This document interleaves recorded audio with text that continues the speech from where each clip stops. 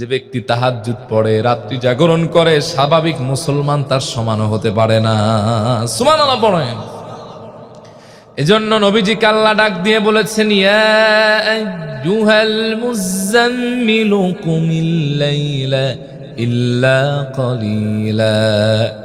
ও কম্বল আচ্ছাদনকারী আমার হাবিব, দাঁড়িয়ে যান আর আপনি রাতের কিছু অংশ সময় সালাতে পাস করেন। সুবহানাল্লাহ পড়েন। আর এক জায়গায় রব্বুল আলামিন বলেন, وَمِنَ اللَّيْلِ فَتَهَجَّدْ بِهِ نَافِلَةً لَكَ عَسَى أَن يَبْعَثَكَ رَبُّكَ مَقَامًا মাহমুদা। ও হাবিব, আপনি রাতের কিছু অংশ তাহাজ্জুদ পড়েন, এটা আপনার জন্য অতিরিক্ত নির্ধারণ করে দিলাম। আসা আন ইয়াবআসাকা রাব্বুকা মাকামান মাহমুদা। হাবিব, সেই দিন বেশি দূরে নয় যেই দিন আপনার রব আপনাকে প্রশংসার বিশাল সম্মানের আসনের ভেতরে আসীন করাবেন। সুবহানাল্লাহ।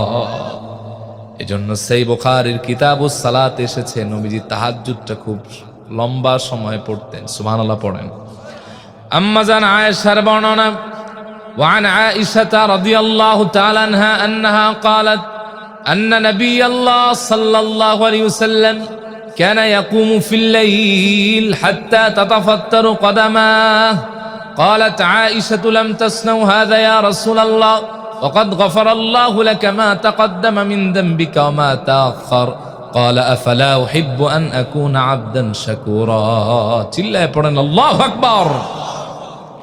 আম্মা জান আয়েশা বলেন, আমার নবীজি যখন রাতের বেলায় সালাতে দাঁড়াতেন, আমার নবীজি যখন আল্লাহর প্রেমে মগ্ন হয়ে তাহাজ্জুদ পড়তেন, নবীজির নামাজটা এত লম্বা সময় ধরে ছিল, রাসূলুল্লাহর গোরানি মোবারক ফেটে যেত। আমি একদিন বললাম, লিমা তাসনাউ হাযা ইয়া রাসূলুল্লাহ, এত কষ্ট আপনি কেন করেন? ওয়াকাদ গফারাল্লাহু লাকা মা তাকদ্দামা মিন যামবিকা ওয়া মা তাআখার। আল্লাহ তো আপনার পূর্বের পেছনের সব খাতা মাফ করার ঘোষণাই দিয়েছেন, আপনি তো মাসুম। নবীজি বলেন, আফালা উহিব্বু আন আকুনা আবদান শাকুরা। আয়েশা রে, তুমি কি চাও না আমি আল্লাহর কাছে একজন শুকরগুজারি বান্দা হিসেবে উপনীত হয়ে যাই?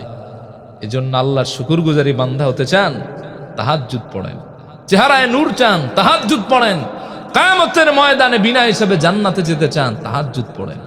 নবীজি বলেছেন, আফদালুস সালাতি বাদাল ফরিদা সালাতুল লাইল।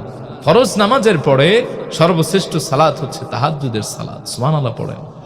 মুসনাদে আহমদের বর্ণনা, নবীজি বলেছেন, তোমরা তাহাজ্জুদ পড়ো, রাত্রি জাগরণ করো, কারণ এটা পূর্ববর্তী সালেহীন এবং আম্বিয়া ইকরামদের আদত, অভ্যাস।